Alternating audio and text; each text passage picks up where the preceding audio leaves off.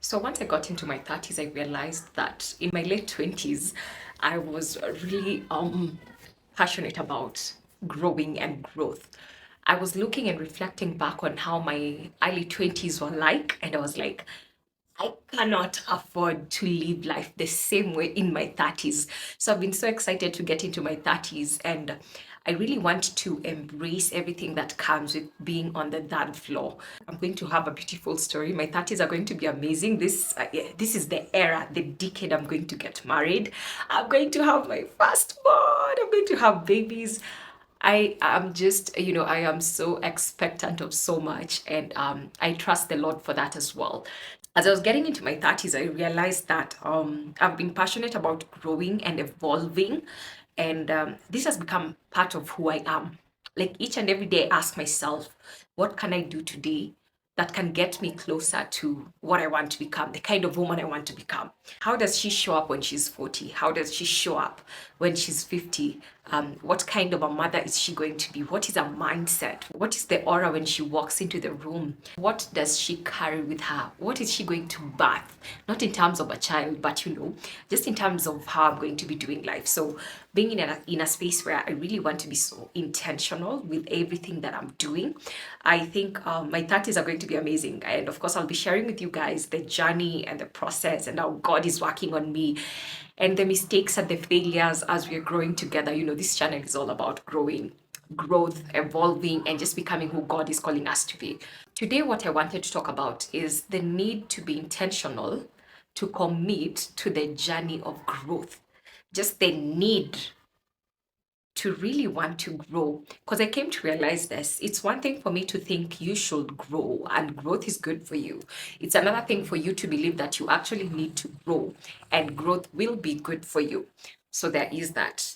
I've had to learn to become passionate about my own personal growth and become committed to wanting to grow, because it's one thing for you to want something, it's another thing for you to actually take action and start that journey of growing, and not just growing but also healing. And we have so much trauma, carry so much baggage, we've gone through so many things, and the least we can do is allow ourselves to grow through that pain, that hurt, that trauma, and all the mistakes which we've made. So the want to grow, being passionate about growth. Some days you'll have bad days. Like I do have some bad days, and I honestly do nothing apart from exist on that day. The only thing I do is I eat, sleep, and bam, like serious bumming. And that happens for everyone. You have days where you're exhausted and you just want to chill and just get back to you. And maybe there is a special category of people who don't go through these things. But for me, anytime I come back home from missions, sometimes I feel exhausted. I have no capacity to deal with people. I have no capacity to handle things. And I'm really working on this because at the end of the day, if I get married, I have a husband and I have children, then there's no way I can just come and say, I don't feel like talking to anyone. I gotta talk to my babies. I gotta talk to my baby. Okay, babies for the children and baby, like that is my future husband. So there is that. So I'm working on that space. But right now, I allow myself to chill, to not do nothing, and to just soak in. I put a really good podcast. I watch something that is going to, to just inspire me, to remind me of the goodness of God, and to just refuel me. So I'm passionate about the want to grow, building that discipline for. Yes, I can give myself a break for a day, but then again, I have to get back on track. I've learned so much through the experience I've had with depression, having to pull myself out of it. One of the hardest things is sometimes when people go through dark seasons, they always want to have other people who can help them get out of them. I learned it the hard way. I've gone through seasons and there was no one I could talk to, no one I could confide in, and there's no one I could call. And I'm saying understanding that there are people I could call, but I did not have it in me to call them. So I guess I lacked the courage to do so.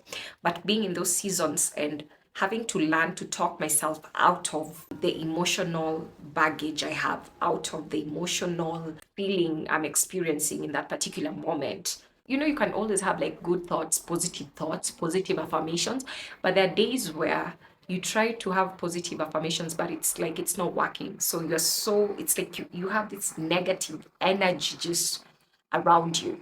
So when I get into that space, I've had to learn how to pull myself out of it. I think it's important for people to learn to be alone, because you see, if all the time you expect people to pull you out of things, to pull you out of such seasons, to help you get out of your own emotions, one day there's not going to be anyone there to pull you out of it, and you'll be stuck if you don't know how to do it yourself. So I had to learn how to also deal with my own emotions, my baggage, my feelings from a personal level. That was through a lot of self introspection and a lot of self searching, self seeking, sitting myself down, assessing my mind. Why do I think like this? What triggers me to get into these emotions? Why do I have my episodic depressive moments, if that makes sense? But getting to a place of learning my mind has taken a lot of sitting down and self reflection, a lot of sitting down and self analysis.